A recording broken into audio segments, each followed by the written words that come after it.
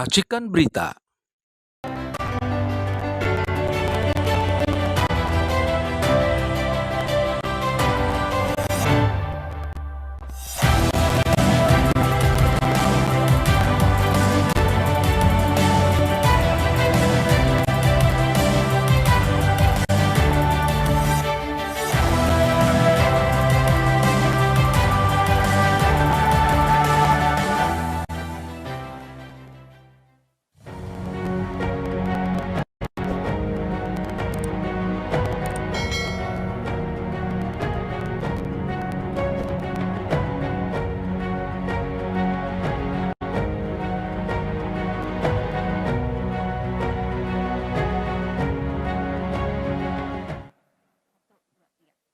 DPD RI dari daerah untuk Indonesia.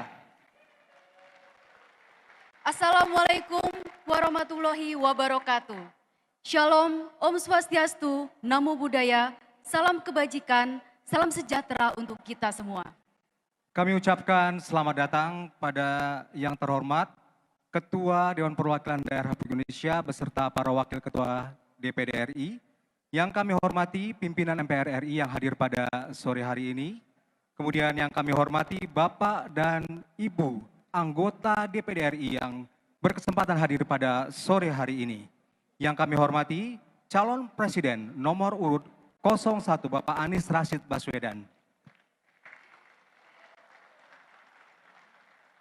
Yang kami hormati Gubernur dan penjabat Gubernur seluruh Indonesia.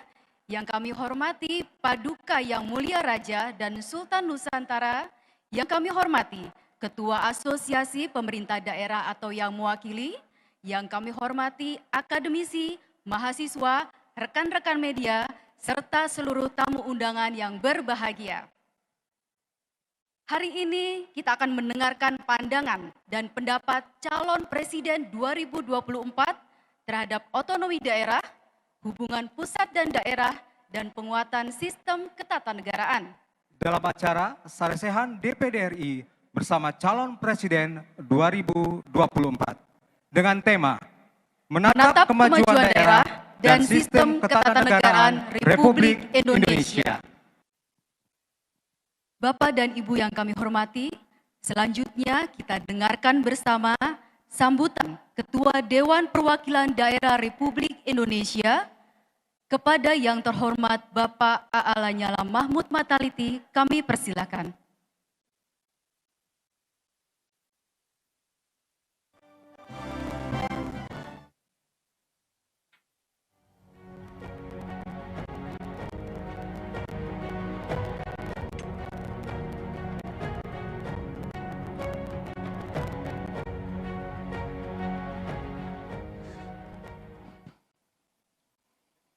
Bismillahirrahmanirrahim. Assalamualaikum warahmatullahi wabarakatuh. Salam sejahtera untuk kita semua.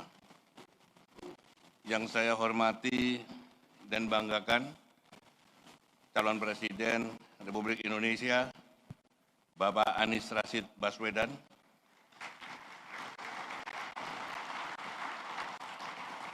Wakil Ketua DPD RI, Bidang 1, Letnan Jenderal TNI Purnawirawan, Dr. Nono Sampono, MSI, Wakil Ketua DPD RI, Bidang 2, Dr. Mahyudin, STMM, Anggota Badan Pengawas Pemilu, Koordinator Divisi Penanganan Pelanggaran, UADI SPDMM, Anggota Badan Pengawas Pemilu, Koordinator Divisi Sumber Daya Manusia, Organisasi dan Diklat, Dr. Herwin J. Malunda, MPDMH, para gubernur yang hadir, serta para raja dan kesultanan Nusantara, dan tak lupa seluruh anggota DPD RI yang hadir di sini untuk ikut Saresehan DPD RI bersama calon presiden 2024. Pertama-tama, marilah kita panjatkan puji syukur kehadirat Allah Subhanahu wa Ta'ala karena atas rahmat dan karunia-Nya kita masih diberi kesempatan untuk bertemu dalam keadaan sehat walafiat. Salawat serta salam marilah kita aturkan kepada junjungan kita Nabi besar Muhammad SAW beserta keluarga dan sahabatnya. Semoga kita mendapat syafaat beliau di hari hisab nanti. Atas nama pimpinan dan anggota Dewan Perwakilan Daerah Republik Indonesia, saya menyampaikan terima kasih kepada Saudara Calon Presiden nomor urut 01 yang telah hadir dalam forum yang penting bagi kemakmuran daerah dan kemajuan Indonesia ini. Bapak, Ibu, dan Saudara Calon Presiden yang saya hormati, sebagai wakil daerah kami di DPD RI masa bakti 2019 hingga 2024, selama 4 tahun ini sebanyak 136 anggota DPD RI dari 34 provinsi telah mengunjungi hampir semua kabupaten kota di provinsi masing-masing. Sementara saya sendiri selaku Ketua DPD RI juga telah mengunjungi dan sekitar 350 apa yang disuarakan masyarakat di daerah.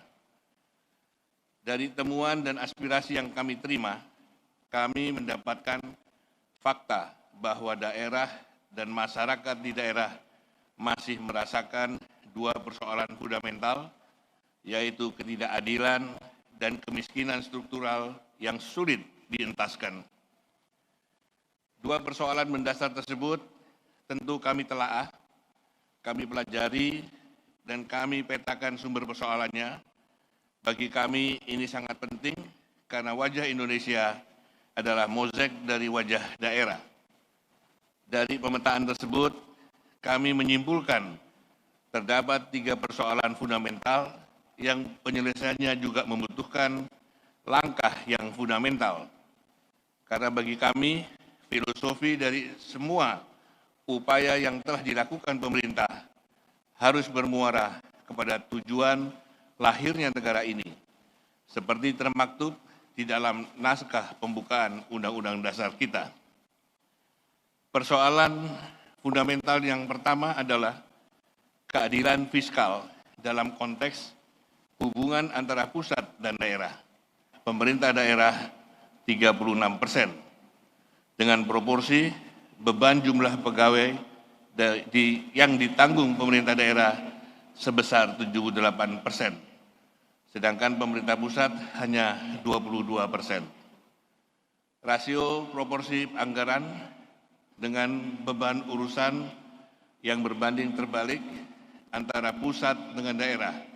Ini menyebabkan kapasitas pemerintah daerah dalam memberikan layanan penyelenggaraan kewenangan menjadi sangat lemah dan terbatas, sehingga standar pelayanan minimal pemerintah daerah rata-rata hanya mencapai angka 58% untuk provinsi dan 59% untuk kabupaten kota.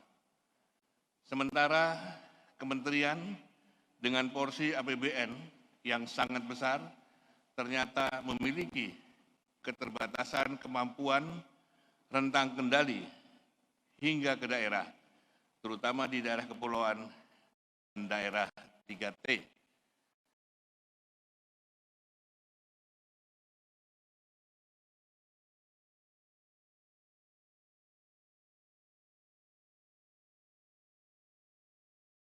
Undang-undangan Kementerian ESDM yang mencapai angka 287 miliar rupiah, hampir setara dengan belanja pembangunan APBD Kabupaten Muko-Muko tahun 2020 yang hanya sebesar 359 miliar rupiah. Yang kedua adalah ketidakadilan yang dirasakan daerah dan masyarakat daerah terhadap pengelolaan sumber daya alam dan sumber daya ekonomi lainnya di daerah, yang outputnya justru memindahkan kantong kemiskinan dan memperparah bencana ekologi. Karena kami melihat paradigma pembangunan yang diterapkan adalah pembangunan di Indonesia, bukan membangun Indonesia. Karena untuk mengejar pertumbuhan ekonomi dan PDB, maka segala kemudahan diberikan kepada investor asing dan swasta untuk menguasai sumber daya daerah.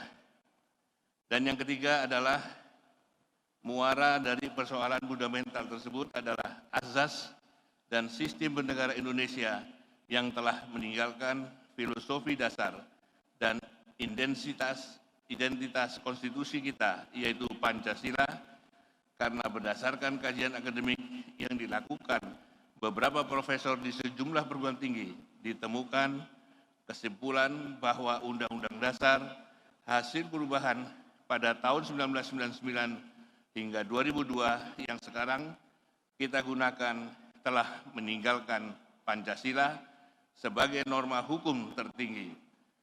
Perubahan isi dari pasal-pasal dan konstitusi tersebut membuat Undang-Undang Dasar Negara Republik Indonesia 1945 justru menjabarkan semangat individualisme dan liberalisme serta ekonomi yang kapitalistik, sehingga bangsa kita semakin tercerabut dari akar budaya dan sejarah kelahirannya.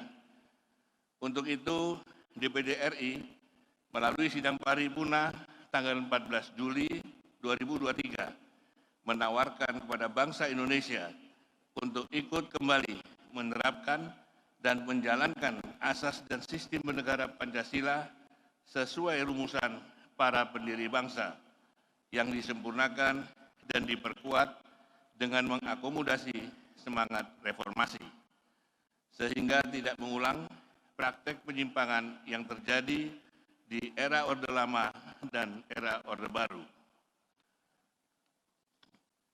yakni sistem yang mendasarkan kepada spirit ketuhanan, sistem yang memanusiakan manusia, sistem yang merajut persatuan, sistem yang mengutamakan musyawarah perwakilan, dan sistem yang mengamanatkan terwujudnya keadilan sosial. Dengan menghadirkan kembali MPR sebagai lembaga tertinggi negara, sebagai wadah yang utuh bagi semua elemen bangsa, tanpa ada yang ditinggalkan, sehingga benar-benar terwujud menjadi penjelmaan seluruh rakyat sebagai pemilik kedaulatan yang menentukan arah perjalanan bangsa. Kiranya itu pengantar dari saya. Sekali lagi saya ucapkan terima kasih atas kehadiran Saudara Calon Presiden nomor urut 1. Wabillahi taufiq wal hidayah. Wassalamualaikum warahmatullahi wabarakatuh.